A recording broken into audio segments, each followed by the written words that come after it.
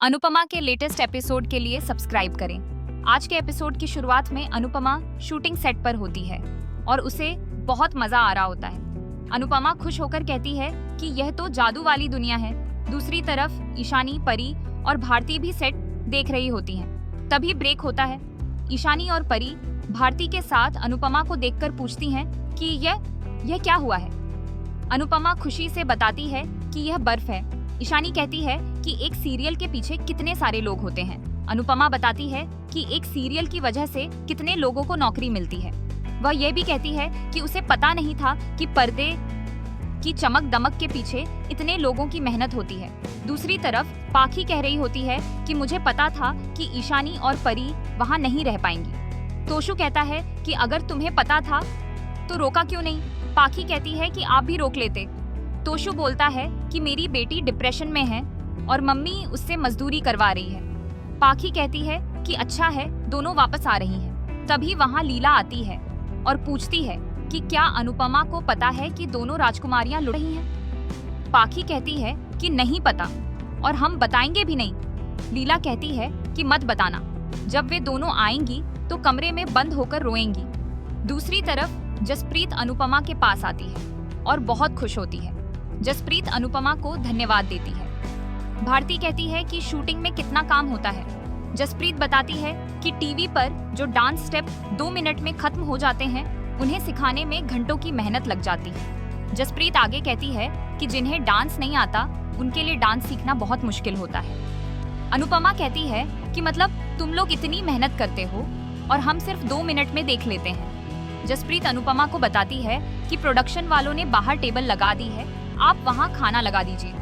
ईशानी कहती है कि आप लोग जाइए, हम इस अजीब एसी के पास खड़े हैं। जसप्रीत बताती है कि यह एसी सेट पर हर जगह लगा होता है, इसे एनाकोंडा कहते हैं। जसप्रीत अनुपमा से कहती है कि आप जाइए, खाना लगाइए, मैं परी और ईशानी को लेकर सेट दिखाने जा रही हूँ। दूसरी तरफ लीला किसी लड़की को क्रीम देती है और कहती है कि इसे लगाने से तेरा चेहरा ठीक हो जाएगा।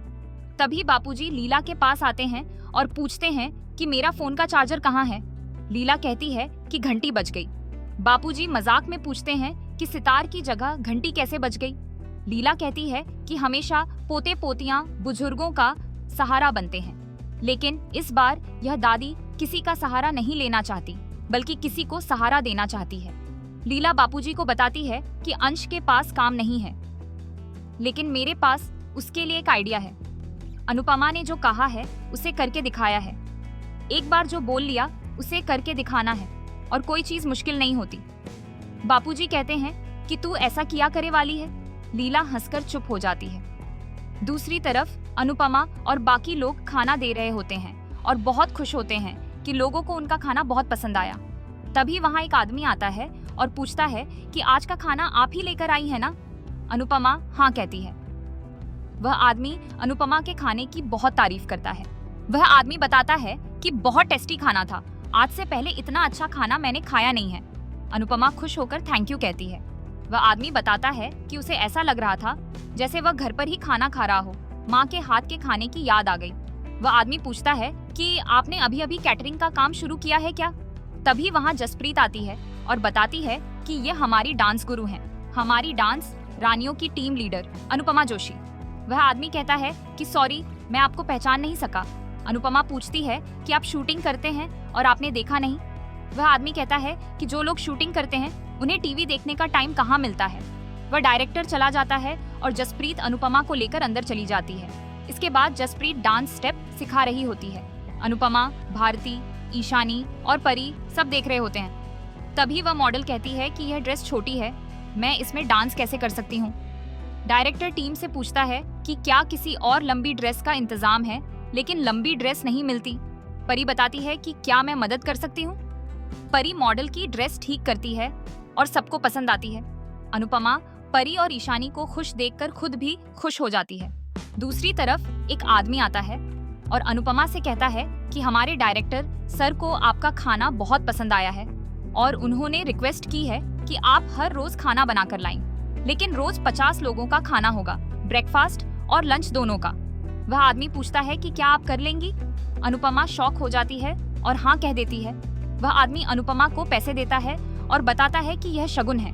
हमारी इंडस्ट्री में कोई नया आता है तो उसे शगुन दिया जाता है।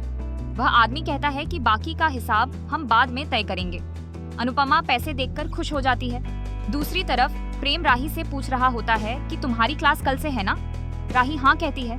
राही बताती है कि नर्वस महसूस हो रहा है। सब कुछ इतने समय बाद शुरू करना आसान नहीं है। प्रेम राही से कहता है कि चेहरा पढ़ लेती हो, किताब पढ़ने में ज्यादा समय नहीं लगेगा।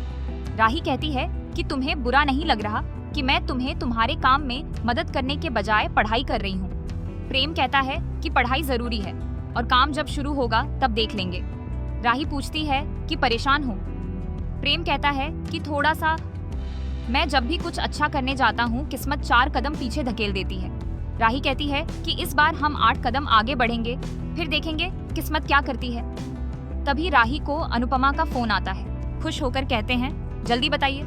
अनुपमा राही को कैटरिंग वाली बात बताती है कि उसे इतना बड़ा ऑर्डर मिला है। प्रेम और राही बहुत खुश होते हैं और अनुपमा को बधाई देते हैं। अनुपमा बताती है कि उसने सोचा था मुंबई आएगी, काम ढूंढेगी और मेहनत करेगी, लेकिन पहली ही बार में इतना बड़ा ऑर्डर मिल गया। अनुपमा कहती है कि मुझे थोड़ा डर लग रहा है। राही कहती है कि डरने की जरूरत नहीं, आप तो नींद में भी अच्छा खाना बना सकती हो। राही कहती है मुंबई को अपना जादू दिखा दो। प्रेम भी अनुपमा को हिम्मत देता है। आगे दिखाया जाता है कि अंश बहुत गुस्से में होता है। उसे प्रार्थना और गौतम वाला सीन याद आता है। तभी किंजल आती है और कहती है कि गुस्से में बहुत कुछ खो जाता है, इससे पहले तुम अपनी कीमती चीज मत खो देना। प्लीज खुद को संभालो, फोन उठाओ और बात करो। किंजल प्रार्थना का फोन उठाती है। प्रार्थना अंश से कह रही होती है कि वह मेरा फोन क्यों नहीं उठा रहा। प्रार्थना कहती है कि मुझे नहीं पता तुमने क्या देखा और क्या सोचा, लेकिन ट्रस्ट करो, मैं वहां गौतम के साथ नहीं गई थी, वह खुद वहां आया था। प्रार्थना कहती है कि मुझे एक मौका दो, मैं तुम्हारी सारी गलतफहमियां दूर कर दूंगी। प्रार्थना कहती है कि मैं और बेबी तुम्हें बहुत मिस करते हैं। अंश गुस्से में बोलता है कि मिस कर रही हो तो वहां क्यों हो। प्रार्थना कहती है कि मोटी बा ने मुझे कसम दी है और मैं कसम तोड़कर नहीं आना चाहती। प्रार्थना कहती है कि मेरा साथ मत छोड़ो, मैं तुम्हारी हर बात मानने को तैयार हूँ, तुम बताओ मैं क्या करूँ। अंश कहता है कि कुछ मत करो, जो आदमी अपने लिए कुछ नहीं कर सकता उसके लिए तुम भी कुछ मत करो। दूसरी तरफ गौतम किसी को फोन पर बता रहा होता है कि मैंने पराग कोठारी को मना लिया है, लेकिन मेरी शर्त याद है ना, प्रॉफिट का 30% मेरा होगा और पराग कोठारी को इस बारे में पता नहीं चलना चाहिए। मैं और पराग कोठारी अगले हफ्ते मुंबई आएंगे और कॉन्ट्रैक्ट साइन करेंगे। दूसरी तरफ अनुपमा चौल आती है और सजावट देखकर हैरान हो जाती है। अनुपमा पूछती है कि ये सब किस खुशी में हो रहा है। भारती बताती है कि कुछ दिन पहले हमारी वीमेन क्रिकेट टीम ने वर्ल्ड कप जीता है, उसी का पूरा चौल मिलकर सेलिब्रेशन कर रहा है। अनुपमा ये सुनकर खुश हो जाती है और कहती है कि पहली बार महिलाओं की टीम के लिए सेलिब्रेशन हो रहा है। अनुपमा कहती है कि जीत सिर्फ उन 11 लड़कियों की नहीं है, देश की हर बेटी की है। भारती दीपा और सरिता पर तंज करती है कि हमारे इतने अच्छे चौल में भी कुछ लोग नहीं चाहते कि चौल बना रहे। अनुपमा दोनों को चुप करवाती है और यहीं आज का एपिसोड खत्म होता है। अगले एपिसोड में अनुपमा और बाकी सब क्रिकेट ड्रेस में होते हैं। अनुपमा कहती है कि हमारे देश के बेटों ने तो क्रिकेट में बहुत नाम कमा लिया, अब हमारी बेटियों की बारी है। अनुपमा और सब क्रिकेट खेलते हैं। दीपा पूछती है कि बॉलिंग कौन करेगा। तभी वहाँ एक औरत आती है। सरिता कहती है वो आ गई हमारी मुंबई की शान। दोस्तों, अगर आपको हमारी ये वीडियो पसंद आई हो तो हमारे चैनल को सब्सक्राइब करें। धन्यवाद।